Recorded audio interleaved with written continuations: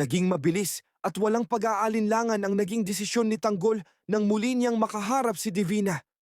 Sa tindi ng kanyang galit, hindi na siya nagpaligoy-ligoy pa at agad na gumawa ng paraan para tuluyan ng tapusin ang buhay ng kanyang kaaway.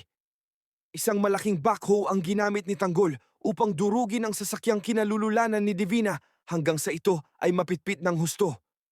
Dahil sa ginawang ito ni Tanggol, hindi na nakaligtas pa ang babae at doon na nga nagtapos ang kanyang buhay sa isang malagim na paraan. Ang biglaang pagkamatay ni Divina ay nagdulot ng labis na pighati at lumbay sa puso ni na Rocky Boy at Brando.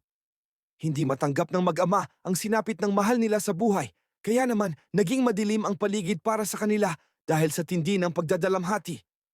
Ang iyakan at lungkot ay bumalot sa kanilang tahanan habang pinagmamasdan ang kawalan ng hustisya sa sinapit ni Divina. Sa gitna ng kanilang pagluha, tila nawalan ng direksyon ang kanilang mundo dahil sa sakit na dulot ng ginawa ni Tanggol. Dahil sa pangyayaring ito, umusbong ang isang matinding puot sa puso ni Rocky Boy laban kay Tanggol na itinuturing niyang pumatay sa kanyang ina. Sa harap ng labi ni Divina, taimtim na nangako si Rocky Boy na hindi niya hahayaang makalagpas si Tanggol nang walang kabayaran. Isinumpa niya sa kanyang sarili na gagawin niya ang lahat upang makapaghiganti at maipaghiganti ang pagkamatay ng kanyang ina. Ang dati nilang samahan ay tuluyan ng napalitan ng isang malalim na hidwaan na puno ng galit at pagkamuhi. Sa kabila ng mga banta at pangako ng paghihiganti ni Rocky Boy, hindi kakikitaan ng anumang takot o kaba si Tanggol.